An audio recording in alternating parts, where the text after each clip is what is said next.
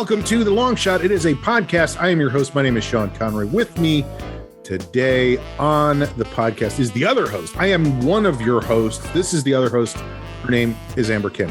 Hello. This is a show where we talk about a lot of things that don't have a lot of import and some things that do. And we aren't well researched on any of it. No facts are underlined because we don't know if they're true or not. Right.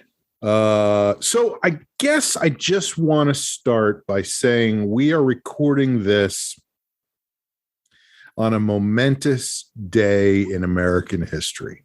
Yes, Do we you are. agree with that? Yeah. I agree. You want to tell everybody why this is such a momentous day? We have a new Supreme Court justice, the first Black female Supreme Court justice. That's cool. It's very cool. No. I keep waiting for you to be like, but. Right. No, I mean, the classic joke would be me going, oh, no, I was talking about something completely different. Right. But I really was. That is what I wanted to talk about was that.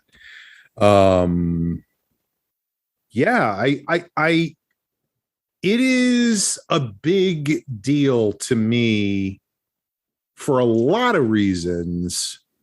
But one of them is because it feels like we not you and I specifically, right? Us as podcast hosts.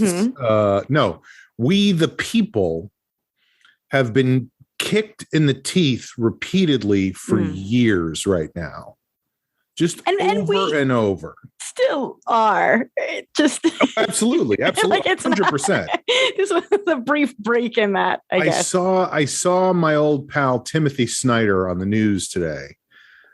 Timothy Snyder, I've talked about him before. He is a professor, I think at Yale University, which I believe is in New Haven, Connecticut, where they supposedly have very good pizza. Everything's a question. Right. Have you heard about the New Haven pizza, by the way? I didn't even know that was a thing, but that's a big thing now. I feel like I may have heard about it on one of those, like... The foodie podcasts you listen to? No, like foodie TV shows. Oh, TV shows. Yeah, I never knew it was a thing until this past year, but I guess it's been going on for a while. Anyway, Professor Snyder wrote the book that I spoke about a while ago called On Tyranny, and it was about 20 things. It was an illustrated version of his book. I really loved it. I recommended it to everybody. Anyway, he was on the news tonight and he said something like, you know, when you hear somebody say something and you go, that is the thing that I have not been able to articulate. Like, yeah. He nailed it. Okay. And this is what he said. I'm so excited. He goes, Democrats are so good at being right and losing, and Republicans are so good at being wrong and winning. I fucked it up, but it's like being right about everything and being wrong about everything, you know? So it feels like the Republicans have been wrong about everything for years and just won over and over and over and over. And this time they did not win. And this is clearly an incredibly competent judge with far more experience than the last couple of Supreme Court justices appointed by another administration who had no interest in competence and was much more ideologically focused. So that was a good thing. And I also felt like, I don't know, I was going to say I was sitting here, but that would have been a lie. I was actually standing behind my couch when I saw it come on CNN that the vote had been counted and she had, won the vote. And I got choked up. Like I was like, because it's not just about her competence. It is also very relevant to the fact that she is a Black woman. And I feel like it's an indication that this country is getting better. Like it hasn't stopped getting better, that this is happening. You know what I mean? Like it's easy to lose sight of the progress that sometimes is being made because, of course, in many ways it's not being made. And in fact, it's reversed. But when something like this happens, I feel pride, maybe hope, pride. Yeah. Well, and that has been said. I think I heard it on a Black Lives Matter like conference call or something, but it was a way that they framed. It was them talking about the insurrection, the January 6th insurrection, and they framed it almost positively in the sense that it's like, when you make progress, the people who are against it are just, they're going to fight harder and more violently. And I don't know. So it's like so the Black Lives Matter movement is very proud of the January 6th. No. Like, and they have their own host of trouble this week too. We all do. We all do. Yeah. But anyway, I just, I mean, it's so specifically related to Blackness in America that it immediately made me think of the day I voted for Barack Obama for president the first time, when I had the same feeling and the same reaction, you know, like, holy shit, this is a real specific moment of moving forward past some stuff that has been horrific for the history of this country. You know? So that was, you know, it was a big day. It was a big day. To be clear, I mean that because, you know, obviously the appointment of Justice Jackson finally gives the 100% green light to open pedophilia. That's so stupid. Yes. Yeah. So good at being wrong about everything and winning. But they didn't win this time. The only danger with, and I'm not saying it like I want progress to not happen, but the only danger with progress milestones like this, because it definitely happened with Obama, is that people are like, well, you know, racism is done. Like, we could point to this very obvious example, and it again, it's a milestone. It doesn't mean everything's fixed. It doesn't. A milestone shows you how far you've come, not when you're there. You know? Right.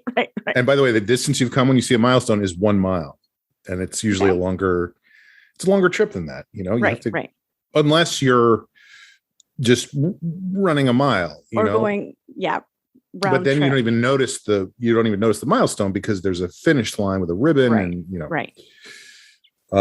they wouldn't call it a milestone in that instance. I feel. What would they call it? A finish line. But what if it was tied? Like, in other words, they're doing a race, and if you're doing a race and you cross the finish line and you're like, oh, we made it to the milestone, like you. No, I'm saying if the way they had to measure it, like, they don't have one of those clicky things that you roll to roll out a mile. So the way they measured it was, hey, what if we run along the highway and we go from this milestone to this milestone, and this is the start and this is the finish, and there's a milestone that the finish line is tied to, the ribbon is connected to a milestone, then you could see someone going, I made it to the milestone. I'm sure if I made it to the finish line, Bob, what should I call this? It's a I still feel like in that instance, finish line would supersede. I think that was Bob's response. He said that, you know, he was like, it doesn't even make sense that you would call it. And also, this is a hypothetical race along a freeway. This sounds terrible. 2 people were killed by a truck. It was a bad hypothetical race. But they were moving very quickly when they were hit.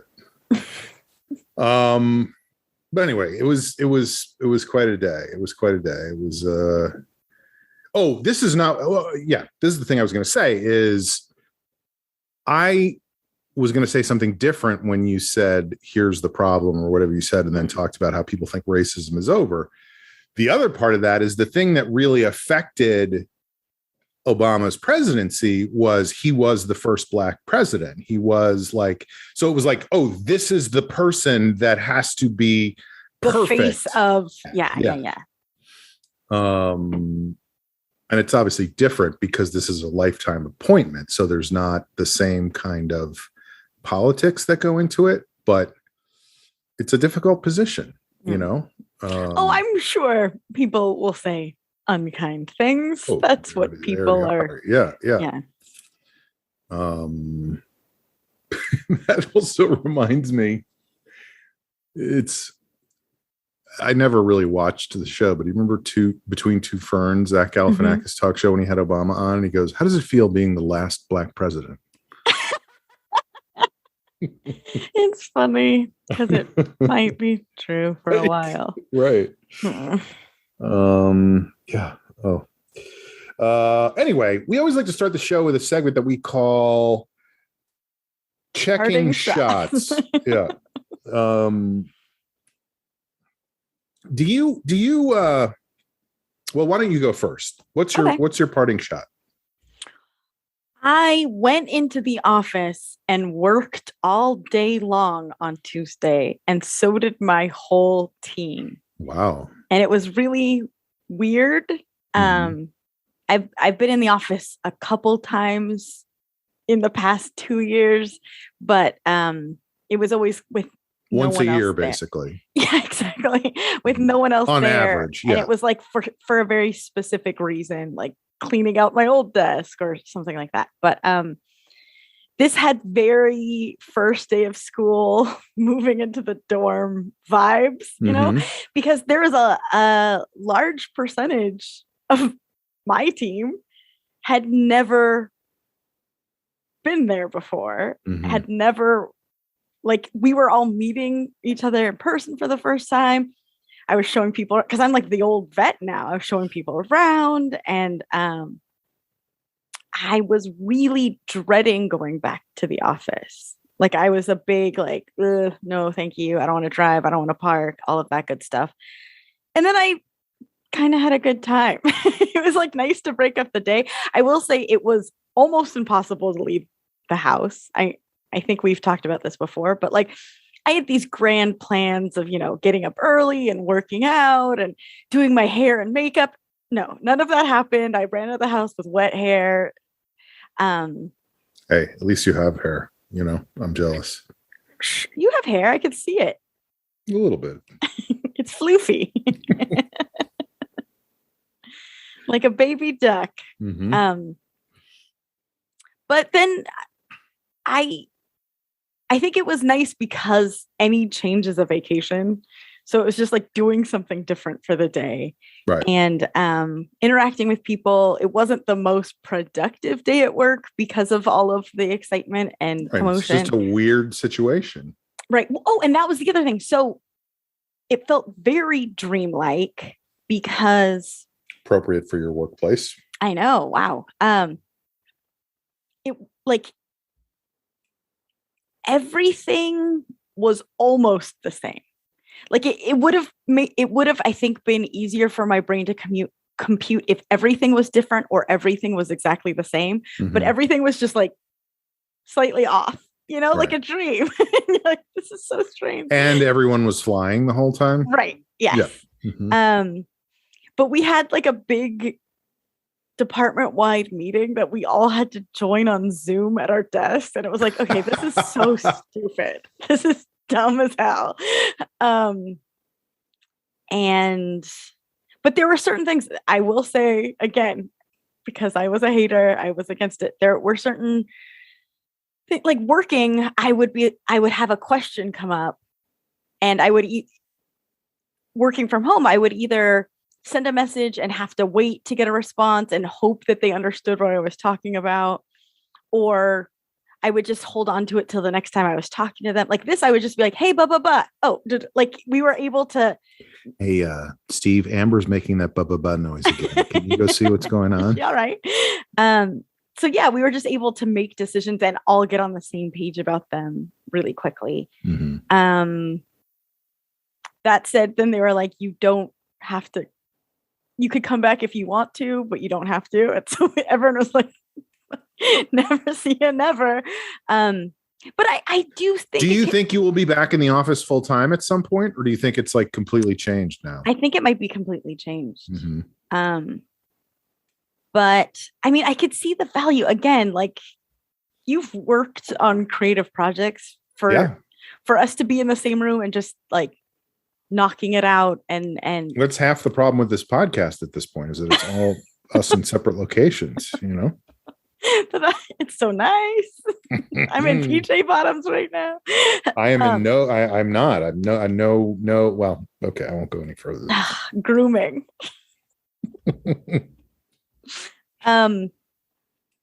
But so yeah, I was like, I'm not gonna go. It was also exhausting. I felt very tired. So crazy how tired you get just doing the slightest thing at this point. Well, and just having to interact with people constantly.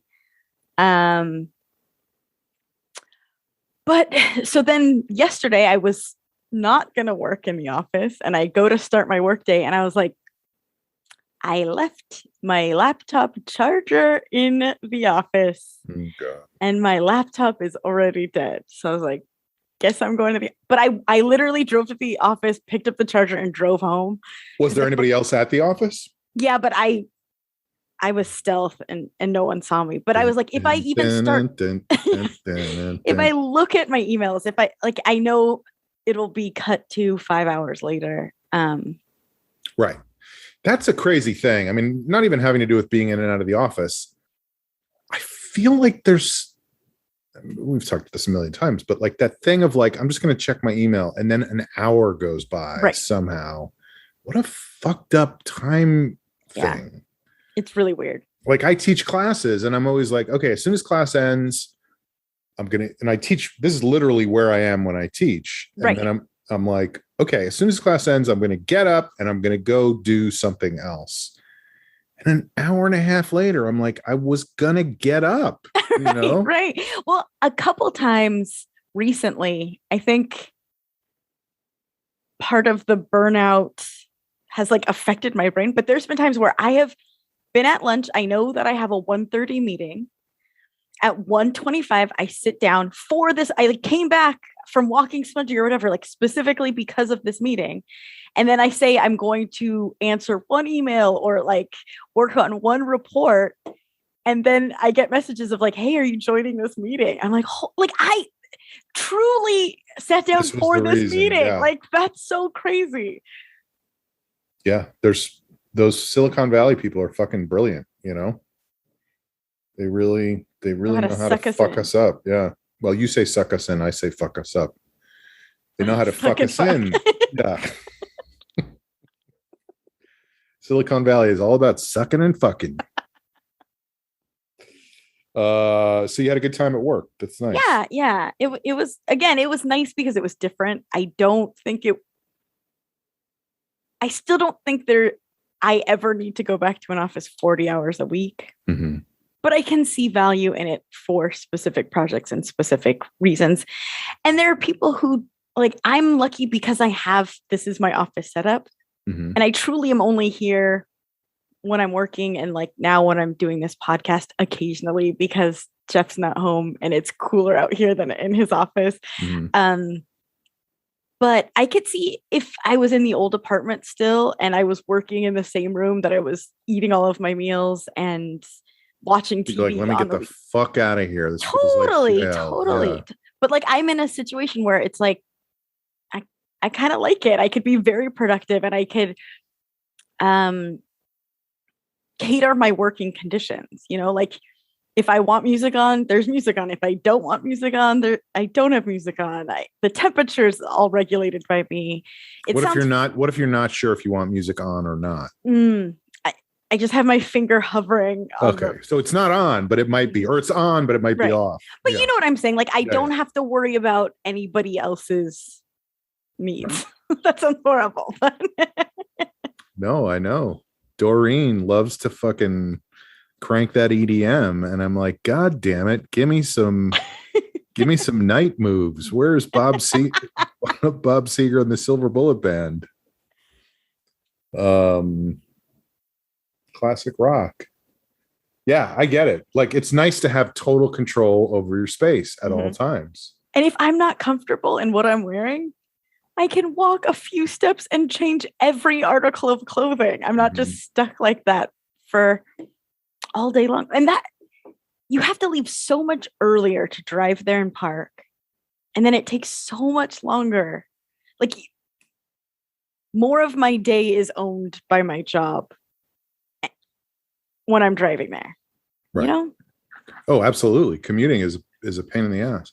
I just pictured you in a, you said, if I'm not comfortable in what I'm wearing. And for some reason in my head, I pictured you in a robe made of pin cushions you accidentally put on, you know, like, Jeff, I did it again. I can't believe it. I put the pin cushion robe on and now I'm getting stuck. There was also a weird moment that I think you'll appreciate. It wasn't a weird moment. It was a weird. There is no requirement to wear masks. Mm-hmm. But like, especially when I first got there, I felt like I was always doing the opposite of what the person I was talking to doing. So I just continued to feel like an asshole. Like, I either was like, oh, I'm not wearing a mask. Oh, you don't have a mask on? I'll take mine off. Oh, you took yours off? I'll put mine on. Exactly. Like I either felt inconsiderate or like paranoid. Mm-hmm. I don't know. Yeah. Yeah. Strange times. Yeah. Strange times. Because you're right. You don't know. I mean, I wear my mask all the time when I go into a store at this point, and a lot of people just don't. Like, they're not interested anymore, you know? And I don't think it's quite, people are still dying every day, basically. Right. You know? And maybe I'm being too, not paranoid, but maybe I'm being too cautious. But I would rather be cautious than make the mistake of not being cautious. Right. I'd rather make a mistake, cautious. I'd rather. No, this is good. I like this. There's got to be a pithy way to say that. But yeah, I feel like, you know, I'm not ready to do that yet. Yeah. You know, and so too bad. That's just how it is. And I don't feel like I'm being a jerk by doing that. But I get what you're saying, that it's like a little bit uncomfortable to be like, because you feel like you. It's like a me like a. Well, I instantly cater to the other person so quickly that, yeah. I was going to say, in my case, it would be like, I don't want this person to think that I am claiming the moral high ground against them. You know, like I'm not trying to be better than you, but I do feel like I should be wearing a mask, but you're not, so I won't. Right. And, you know. Right. And I will say, I think one part of being with people that I enjoyed is like, especially my direct team, like, they only know me from the Zoom meetings we've been on. And like, I don't want to, my direct boss is kind of like a chit chatter at the top of every meeting, no matter who it's with. It's like, he can blow 15 minutes on like absolute bullshit. And I'm like, let's get to, like, not to be rain on the parade, but like, let's just be on the Zoom when we have to be. And then let's get the fuck off the Zoom. I really can't stand it when people just go on and on about nothing for no reason over Zoom and record it and make people listen to put it out in the world. No, but you know what I'm saying. Like, I do. But it's different when you're in a work situation. Well, and I have like a more playful personality than maybe it appears in those settings. Mm-hmm. And so I think that people got to see that. You know, like, because it's not worth unmuting to like say like whatever, my pithy little stupid comment. But in a meeting, if we're the four of us together, I'll just say it. I don't know. Do you know what I'm saying? Yeah. Yeah, it's different because you can't just throw shit out there when you're on Zoom. It's all weighted. Yeah. It's like my. And also, you're going to fuck somebody else. Yeah, that's what I was going to say. Yeah. You're going to fuck somebody else up when they're talking. I mean, that's my concern for what I'm trying to do in my life. For me. Okay, we get it. It's about you. But exactly what you're talking about is how a writer's room is supposed to function, you know? And I'm not. Because it's like building on you hear what the other person says and you kind of riff on it in bits and, whatever. And where does it go? Whatever. And if everybody's like taking their turn and muted, not talking over. Yeah. It's like, it slows everything way down. At work, we've had some Zoom brainstorms, and I find them pretty painful because I don't know if this is the case for everyone, but I think it is. In the before times at a work brainstorm, like you can just tell in the room when there was an idea that everyone liked. Like it just, you could feel it. Right. And here you just are saying the idea to, again, however many boxes that are on mute, and you're just like, like it feels. Plus, like Dan is at the beach and Steve is on the moon, like whatever background they chose is all fucked up. Other emails, so they have serious faces, but you think it's about you because you think everything's about you. Right. Yeah.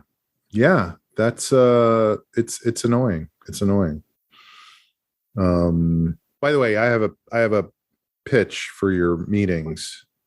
What if instead of calling them Zoom brainstorms, which they don't, you just call them Zoom storms, or brain zooms? Brain zooms. That sounds like it could be one of our shows, actually. All right, that's enough. Or Zoom brain, or storm Zoom. Storm brain. It's like two parts of the original word. You just change the order.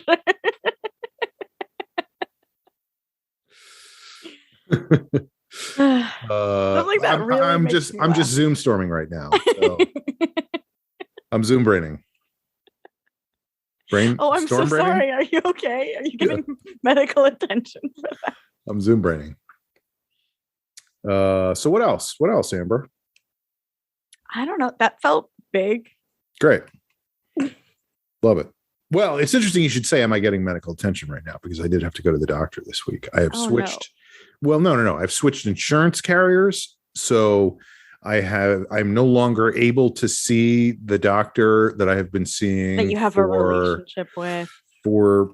Since basically I've been going to this doctor since the heliocentric model of the universe was discarded. So 500 years. What a great milestone. No, it was Galileo called it a finish line. He's like, we finally reached the finish line. No, Galileo, we finally reached the finish line. No, so I had to go to a new service provider because of my new insurance. Is a service provider like a doctor? No, my new medical person is an AT&T tech person. It sounds like it's service provider. Yeah, that's probably the wrong term. I was trying, because the reason I say that is because it wasn't really a doctor that I got to see even. It was a nurse practitioner. Because you're supposed to have a primary care physician, but I don't even have a physician at this point. Right. I have a nurse practitioner. Anyway, all of this is to say I'm leading up to something, but just the whole medical thing. I know I'm not breaking new ground with this, but what a fucking nightmare this country is. What a goddamn nightmare. Yeah. And speaking of the Republicans being wrong about everything, that's one of the things they want to get rid of and make worse again is kick everybody off their fucking insurance. Let them be, poor and not have insurance. And the thoughtlessness of that is just so incredible to me. But anyway. Well, these small business owners, they're going out of business because they can't pay people's insurance. Right? Like that's the argument, right? I guess. Who the fuck knows? There's no real argument. Like there's never any substance, because if you counter what they're saying, there's some other weird threats. They will reverse themselves. Like they're the party of no government, and yet here they are banning books, banning abortion, banning the whole trans thing has gotten so out of control at this point. It's horrible. Somebody, this is not about the trans thing, but somebody tweeted out the other day, I forget who it was. It was a comedian I know, and I can't remember which one, but tweeted out a thing that said the Oklahoma State legislature has just passed a law saying that women will be killed before they can get pregnant or something like that. Right. And a lot of people like took it like, I can't believe it, and that's how crazy it is that it seems plausible. Right. It's not true. But yet, But you're saying there's a chance. But, I've talked about this in the show before. I had some major health issues 20 years ago. And so I have been working with a specialist ever since then.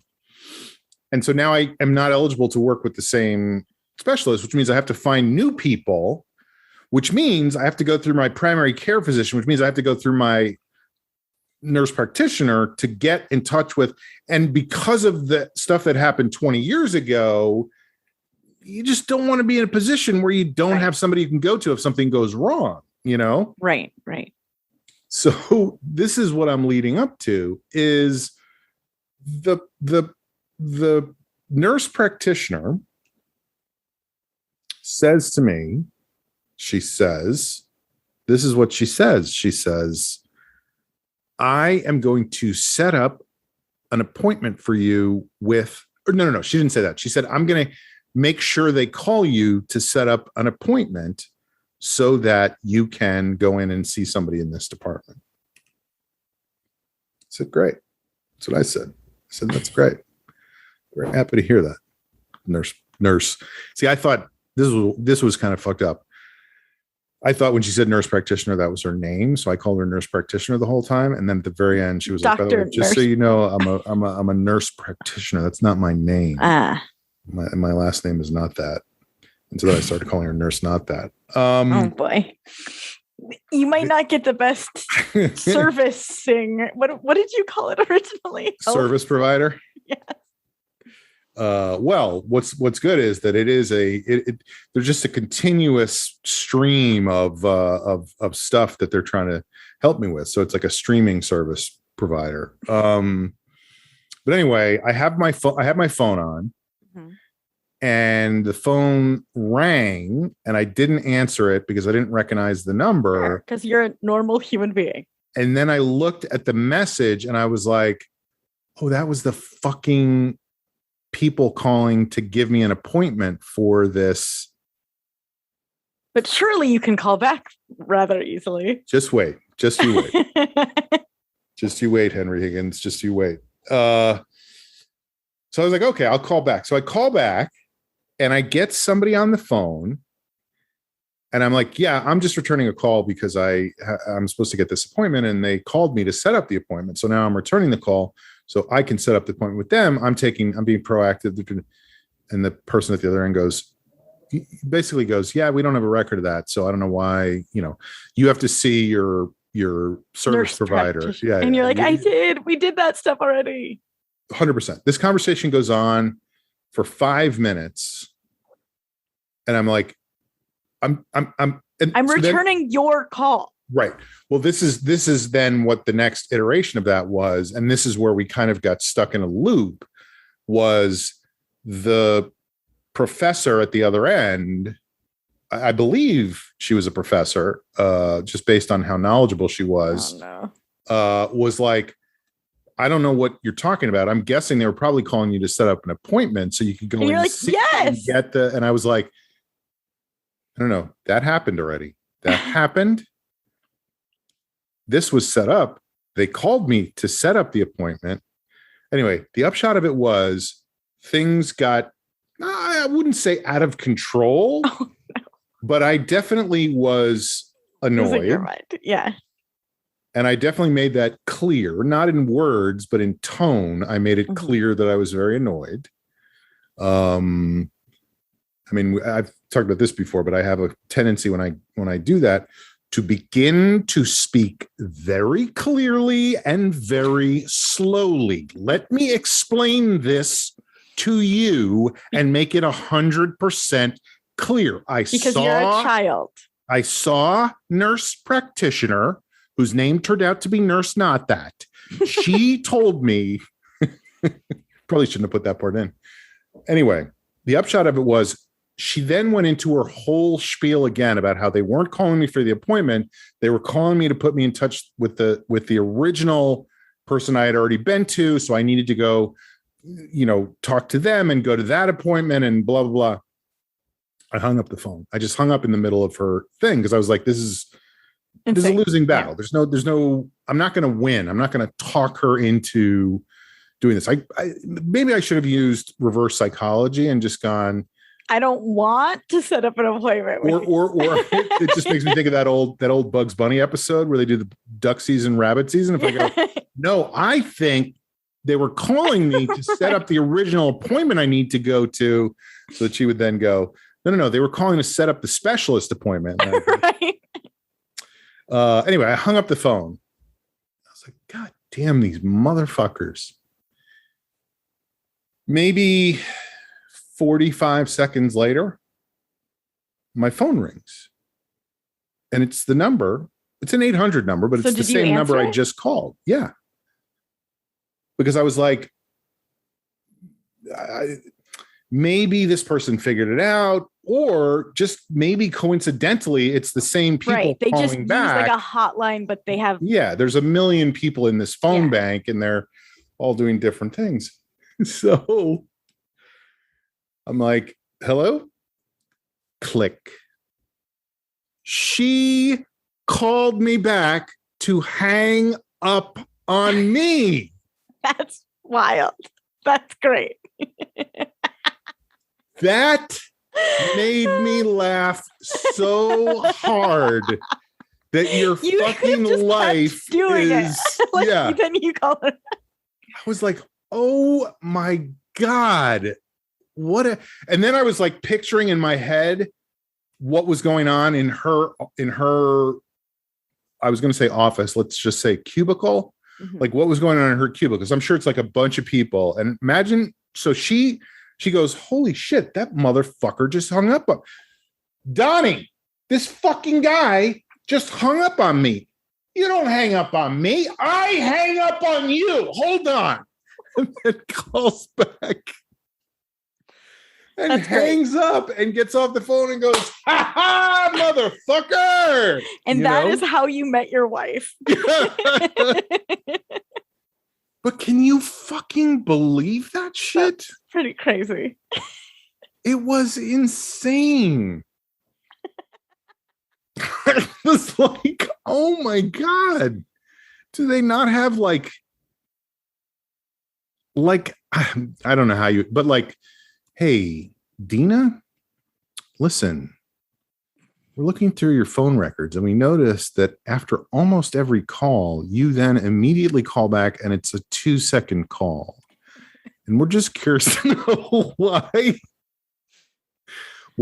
you keep calling people back for 2 seconds. What are you saying in those 2 seconds? Well, and working at I'm guessing this is like the insurance company side. I guess. Yeah, it must. Yeah. Although I don't know how it works. If it's the insurance company or if it's the insurance company or if there's like a liaison between the insurance company and the hospital or who the fuck knows. But nonetheless, I'm sure she talks to frustrated people. Well, that's the other thing. All day long, every day. So that is the other thing. To be a person who does that, you're going to lose your fucking mind. Right. Well, because it is a bad system. Yeah.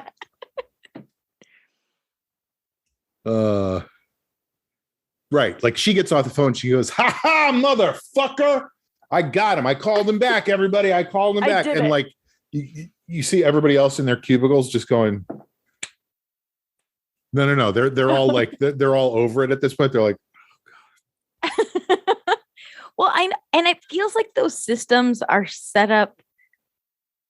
They're either intentionally confusing and hard to navigate or just poorly designed. Mm-hmm.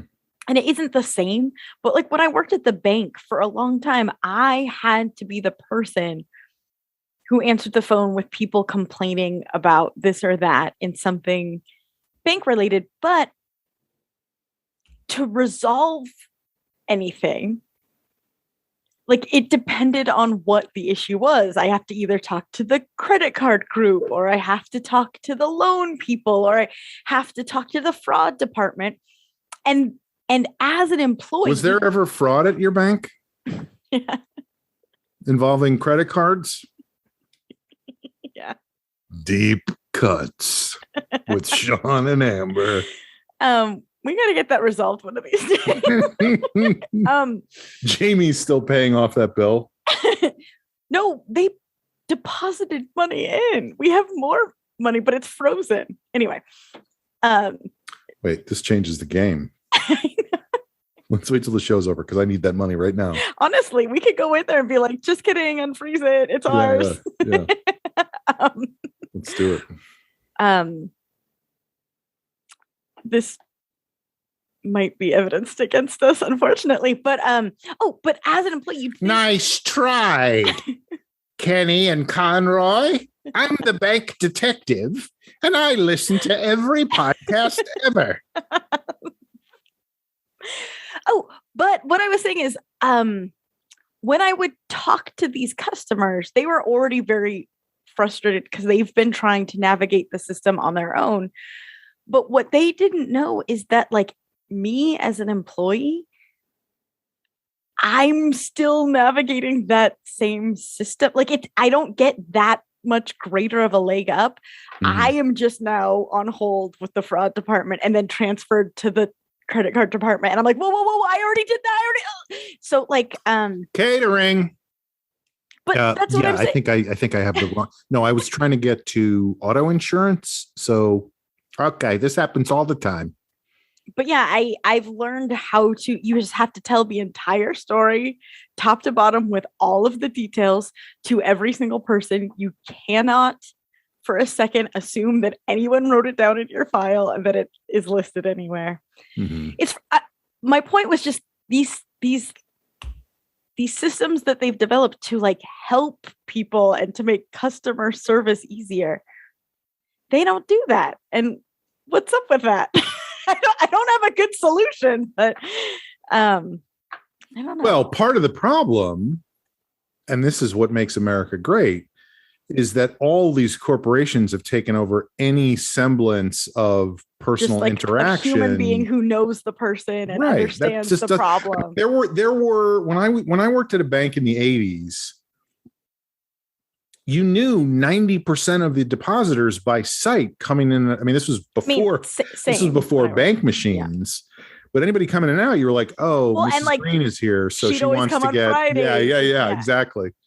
Oh boy, here comes Hildy. She's coming to the window before we're open in the morning, and we're not opening until 7:30. You know, we had a window. I need to make a deposit. Hildy, enough. We had a customer when I was a teller that the woman that was my supervisor at the time, we remained friends. So every once in a while we'll just text each other just this phrase. She would always walk up to the teller line going, shut it down, we need to shut it all down. And she was saying like, we need to close all the accounts. And we would always like walk her through whatever it was. And like, then she'd leave fine. But every time it was shut it down, shut it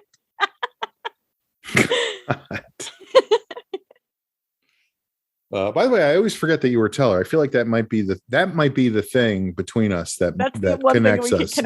Yeah. We both were bank tellers at one time. A long time ago now. A long time ago. But I can still remember.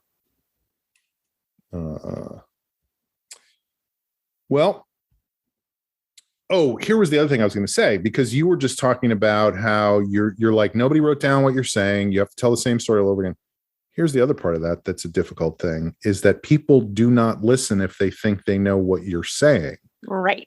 They don't hear the specific. That's why you have to open with like hey, I've talked to this department, and this case is not solvable by them. And then you go into it. Or like, right. Well, here's and this has happened to me several times in the last few weeks, and it happened with nurse, not that. There is one specific medication that I take that I only take very intermittently. Right. It is normally taken regularly, but for me, for my specific case, I don't use it that way. To have a prescription that says that, probably. But it's not even about the prescription. It's about the explanation of that. In other words, if it's let's say it's called aspirin. Let's say the medication is called aspirin, which is I don't know if you know. Aspirin. I've heard of it. Yeah, it's not a medication. It's a pill. Painkiller. Medicine. It's a medicine. Mm-hmm. Is it? I don't know. What's Fever the difference? Reducer? Anyway. I think they're the same. Except you're older when you take, like when you're younger, it's medicine. When you're older, it's medication. Okay. There's an age cutoff. But anyway, this I take only when I'm in particular circumstances. 99% of the people who take that medication, they have to take it once a day. Every day. I'm on this. I take it every day. That's not my thing because the doctor that I have been with since we realized the sun is not the center of the universe is fairly cutting edge in terms of treatments and is like, this is how we're going to do this so that it doesn't have these long-term effects. You can't go from cutting edge to not cutting edge, unfortunately. But here is what happened. And this, I think, actually worked ultimately to my benefit. Did they all explain to you, you're supposed to actually take that every day? No, it's not even that. It's not even that sensible. Because that would make sense. Like what you're saying is the logical conclusion of and then great, give it to me and I'll take it whenever I want to. But this is what it was. And I will say in the nurse practitioner's defense, she is Chinese. And so English is her second language. She did pretty well, but part of it may have just been not understanding some of the stuff I was saying, but I was being pretty clear. And I said, yeah, I don't take it every day. I only take it under certain circumstances, which doesn't usually happen. So it's like once a year, once every couple of years, this happens and whatever. So I say that once. She's making notes. She's writing it down. She's like, okay, so you're taking this every day, and this every day. I said, no. The third one, I'm not taking every day.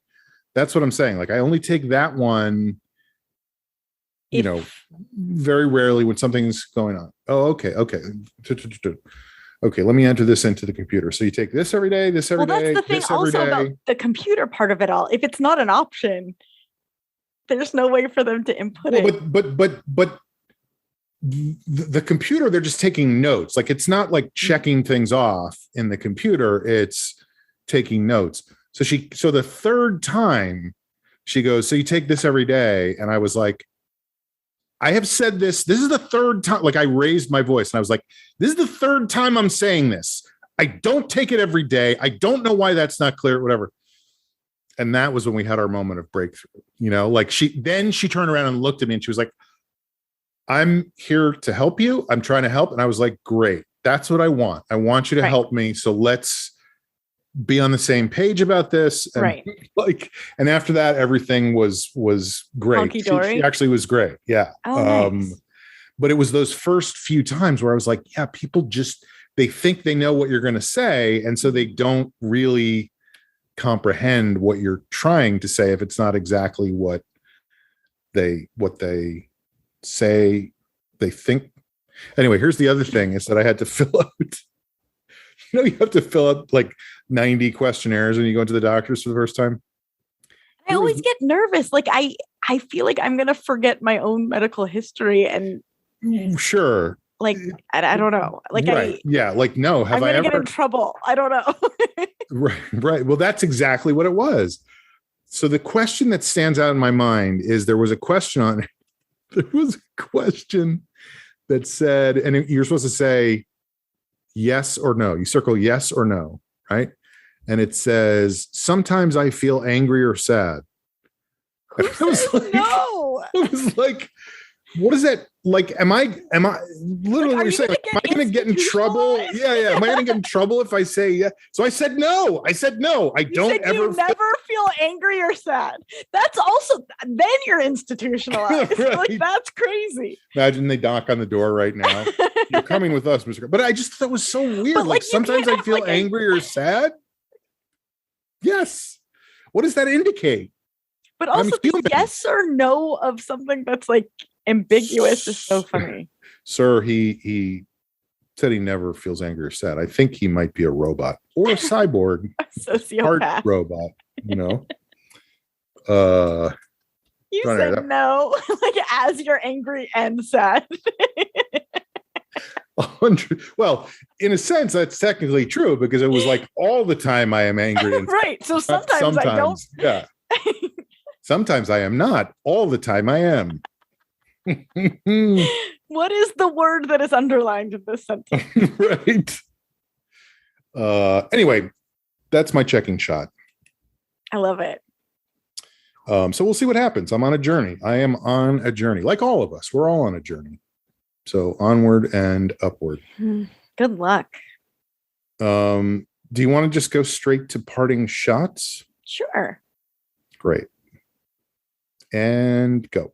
Okay, I've got two, and they're both really quick. Great. Because I know you've got somewhere to be. I don't know why. I feel like I what? Have somewhere to be. Like I don't know why. No. I mean, let's do this for an hour. The first one is I just think it's adorable. So I'm telling the story. I talked to my mom yesterday. Do you know, by the way, that I communicate with your dad almost every week? I believe it, but he's just very brief emails back and forth. Really? That's really cute. Mm-hmm. Aw, he's a good guy. But I talked to my mom yesterday and we just like hadn't connected for a while. Childhood. Yeah. Yeah. And we were talking about other things. We were talking about me going back to the office. We were talking about her friends from Alaska that were visiting, all this stuff. And then she's like, Amber, it's been so long. We haven't even gotten to talk about Bruce Willis. And I was like, wow, I didn't know that you were so interested in this. But yeah, it's so sad. His diagnosis and like he did all those movies and he might have been getting taken advantage of because his condition. And my dad, they were on speakerphone and my dad chimed in and he was like, she means the Chris Rock Will Smith slap. We haven't even gotten to talk about Bruce Will Smith. I just thought it was so because she accidentally said a name of a person who also was in the news. Yeah. I just thought that was really cute. That's funny. She's not real pop culture savvy. She's got better things to think about. Well, and she's never been good with names. Like I know if she says, oh, Amber, that Canadian guy that you're obsessed with is in it. She means Jerry Seinfeld, the comedian guy. She means Kevin Spacey, who is not Canadian. I'm not obsessed with him. I was a big fan of The Usual Suspects in high school. Mm-hmm. But it's just, I don't know. It's just but I know how her brain works. So why do you think she thinks he's Canadian? I was also obsessed with Canada in high school. So I think she just like combined the two things. Right. That's so funny how something gets stuck in somebody's brain.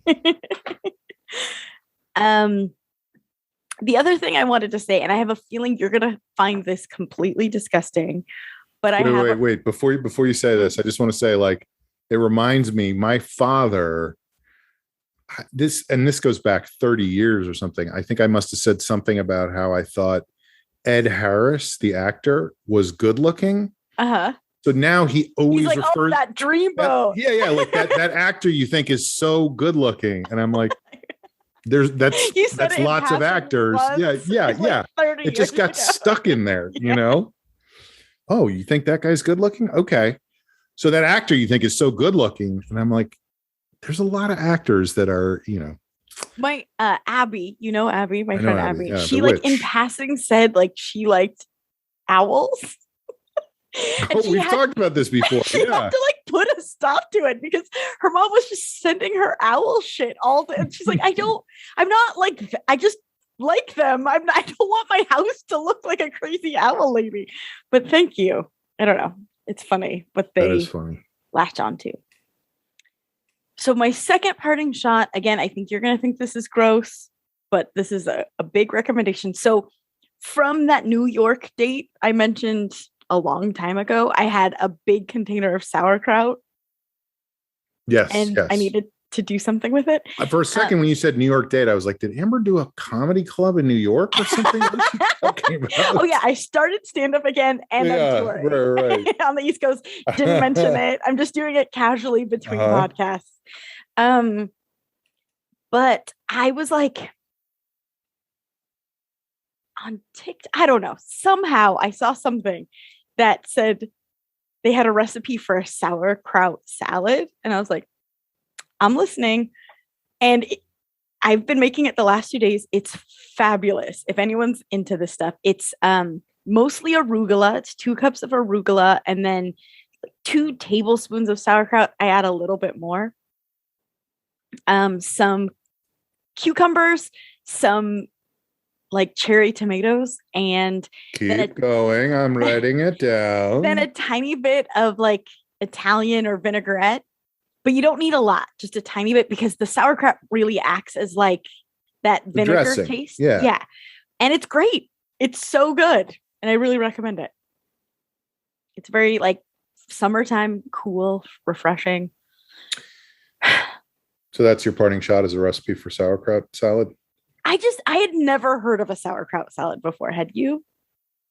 No, but that doesn't mean, I don't know what that doesn't mean, but it doesn't mean I just thought that if I I really like it and I enjoy it so much, I want to bring it to other people. Great. You're always thinking about other people. I'm such a saint and a hero. Yeah, you are. Well, it's funny that you're talking about sauerkraut salad because I was actually going to give out a recipe for sauerkraut flambé. No, I was like, you can do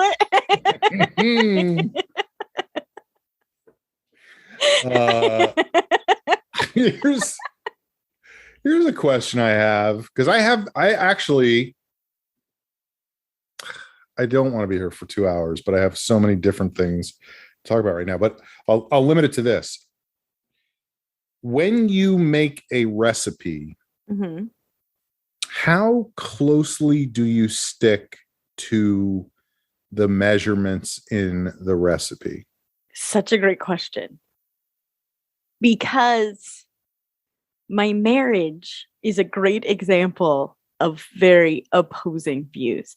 I feel like once I get the taste that I want, I'm pretty loosey-goosey, as you could imagine. Jeff, he measures the water for his coffee every morning. It actually kind of drives me insane because I'm like, just make a little notch on the like you don't need. What does he do it by weight? He has a measuring measuring cup, but I'm like, I don't know. It's weird to me because it's like put another notch in your lipstick case. But it's not like baking where it needs to be so exact or else it won't work. So he is a very he exactly measures, and he cook in the house, right? Yeah, I think chef. I guess I should say. I think with some things he might be a little bit more loosey-goosey, but I think he's big on measuring. How many kids in his family? 4, and he's the oldest. Bingo. That's it. That's the thing. That is 100% the thing. Because I am the same way. I have to get it exactly right. And I'm like, this is insane. Who cares if it's slightly above half a cup or slightly below half a cup? Maybe it'll be milkier or saltier, and next time it won't be. It's insane. And I've been cooking for myself for years. And I just have come to the realization of like, it doesn't matter. It doesn't have to be perfect every time. And I really think it's that fucking oldest child thing of like, the rules are the rules and I have to follow the rules. Yeah. And if I don't follow the rules, the world will fall apart. I'm not kidding. It's a nightmare. What a way to live. He seems okay with it. He's doing fine. Yeah. I, on the other hand, you are sad and angry, and all the time. All of that paperwork is null and void. You perjured yourself. I have people who call me back to hang up on me. Wow, that's impressive. But anyway, that was something, because I have been very particularly making. I mean, I always make my own stuff, but like I sat down and I made a whole like list of stuff I was going to make over the course of a week. In other words, a lot of times I'll just, you know the idea of batch cooking where you're like, I'm going to make this for the next, and I just got to the point where I was like, I don't want to eat the same thing 5 nights in a row. I want to eat healthy, but I don't want to just like, okay, I liked it the first time and I'm dreading it the third time. Flambé again,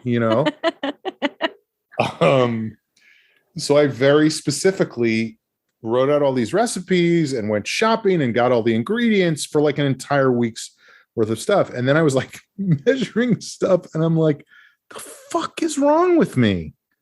Who cares? Who gives a goddamn shit? Anyway, and by the way, for new listeners, I am the oldest of 5. So that's that's where it comes from. That's a big family. Yeah, it's a lot of people. One of my brothers texted us all last night. It was like, hey, why don't we all go to Vegas in the fall? And I was like, so we'll see if that happens. It'd be fun. But people have like real life responsibilities. But if we do go, I know where to go when we get there. Me and my brother's gonna go see Magic Mike. Yeah. Go see Penn and Teller and just afterwards be like, yeah, right. So here's the other thing. I've talked before, and we've actually had guests on the show who went to the same college I went to a very conservative Catholic college. And is that part of the reason you chose it, or? It's the main reason I chose it. Really? Or I should say, this isn't, no. I think it is fair. It's the main reason it was chosen for me. Gotcha. That's what I was looking for. Right. I was open to a lot of things. Some people involved in making decisions for me were not open to many other things. Didn't work out the way they wanted it to, but they went the other way. Correct. I as I said when I was speaking at my alumni reunion, the only religion class I took when I was in college was Islam and politics. So that sounds good. Yeah, that sounds class. Really good. Professor was fantastic. And this was in the 80s. So it was before the whole stuff that went on, So when the stuff that went on, were you like, I know other stuff? No, but I did say at the reunion, I was like, I was 15 years ahead, Yeah. Like I knew what was up. But anyway, very conservative Catholic college. And my sense at this point, see, I'm not a Catholic. I'm not even a lapsed Catholic. I'm just like done with the whole fucking thing. But I do unfortunately, I pay pretty close attention to what goes on in the Catholic Church at this point. It's like reading up about your hometown or whatever, even though you got the hell out of there as fast as you could. And I think some bad things are happening. There's different bad things that used to happen in the past, but now it's become younger people in the Catholic Church, people who are now still Catholics. It has become more and more conservative, more and more, anti-abortion, radically, whatever. And that's not everybody. It's not across the boards, but it's just a big, a lot of the bishops in the United States are against the Pope because the Pope is too lenient on stuff and thinks people should be included the way Jesus said, and who cares what Jesus said? We want to hate people. Yeah. And obviously, at this point, there are 6 Catholic judges on the Supreme Court. Whoa. Yes. That's crazy. One of whom graduated from my college. Wow. Clarence Thomas is an alumnus of the same college I went to. Of all the judges, the most conservative, probably, I don't know. I barely even know who they are. I know there was a new one today, but I don't remember. I think we talked about it. Oh, right. But anyway, all of this is by way of saying that the other person who graduated from my college, who is basically an arch villain to half the country at this point, is Anthony Fauci. And it came out this week. Now, you know how colleges work. They're all about getting money from the alumni, right? Mm-hmm. So how do they do that tightrope? They don't, because the college has just named their science center the Fauci Science Center. Good for them. And I gotta say, maybe for the first time in my life, I was fucking proud of the school, because that's going to cost them a tremendous amount of money. Mm-hmm. I went on one of the streaming services, the one where not the one where the nurse is, but a different one. And the comments from the alumni, just the most vile shit you can imagine, because they're all batshit crazy Trump, MAGA lunatics. Oh, Fauci, what are they going to do? Experiment with gain of function and all the right-wing talking points. And I was like, it is so fucking cool. It's like badass. Yeah. That school was like, fuck all that. We're doing it anyway. Mm-hmm. Because this is one of the most preeminent, if not the most preeminent alumni of the school. And he deserves to have this science center, not just alumni of the school, but scientists in the history of the country. Right. Over the course of his career.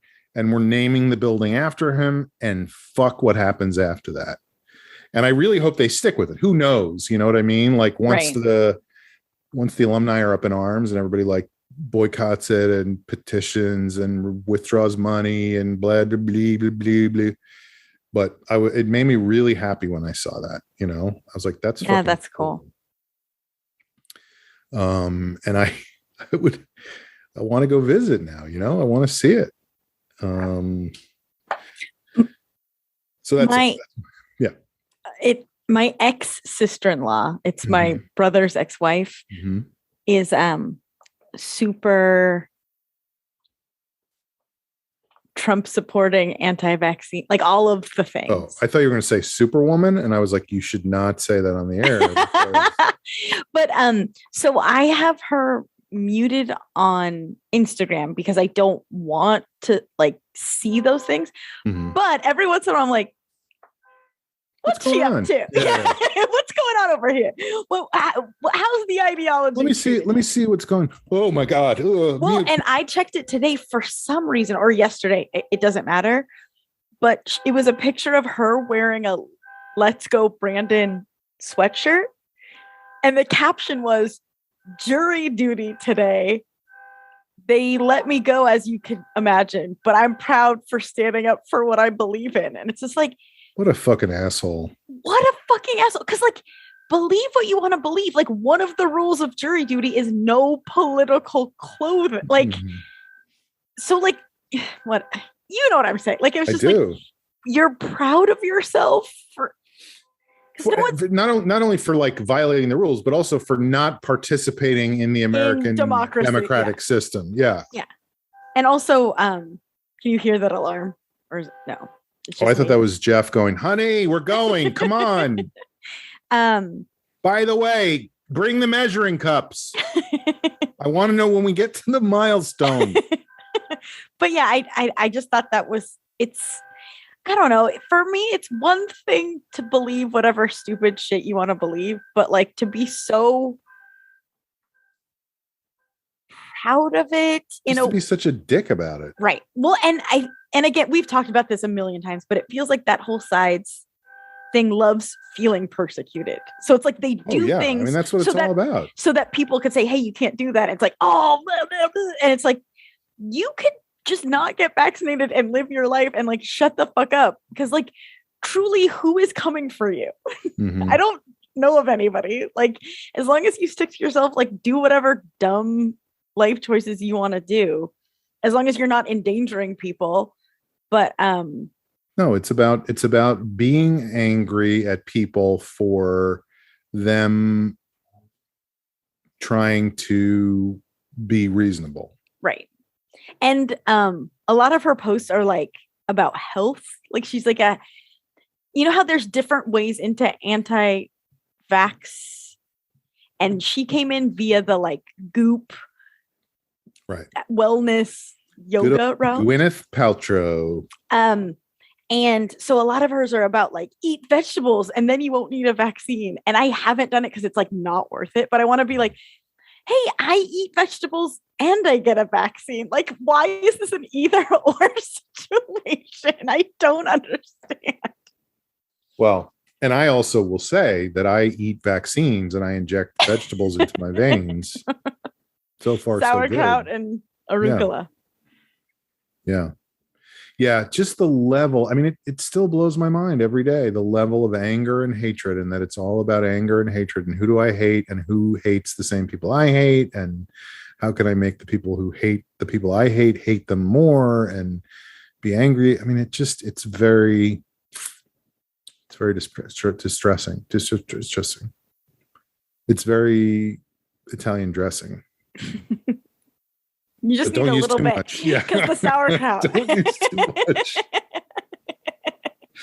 Don't use more than a quarter cup. Don't use less than a quarter cup, but don't use more than a quarter cup. Measure. Is it a little bit like magical thinking? Like if you don't have the exact right measurement, it like won't even become the thing that it's supposed to. No, I don't even think it's that. I think it's more like it's funny. You should ask Jeff. Yeah, because for me, I think it's like, this is the rule. The rule is the rule, and you have to follow the rule. You can't not follow the rule because then what's the point of having a rule? You know, which is fucking crazy. But that's been my life for your whole life. Well, at least since we decided the sun was not the center of the universe. Folks, this has been The Long Shot. It is a podcast. Amber and I do it every week. Please like and subscribe on YouTube. Please leave us a review on iTunes if you have not done so. If you have done so, we are very grateful for that. Apple Podcasts, I believe it's what it's called now. Oh, really? Mm-hmm. It's not iTunes anymore? Mm-mm. For like please leave us a review. 10 years. Leave us a review on your Victrola, if you don't mind. Just take out a wax cylinder and carve something into it. But I guess people knew what you were talking about. I didn't mean to say that. I'm glad they did, because I certainly didn't.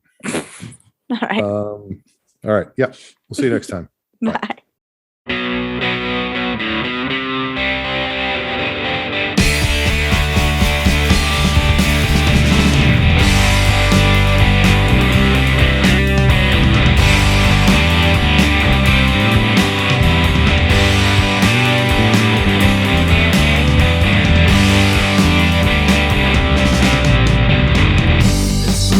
With an order,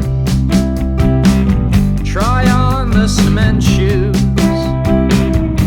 I'm gonna find you someone new to sleep next to. He turns to a cluster, curses and cries. I try to feel sorry for him, but it's you that's consuming my mind.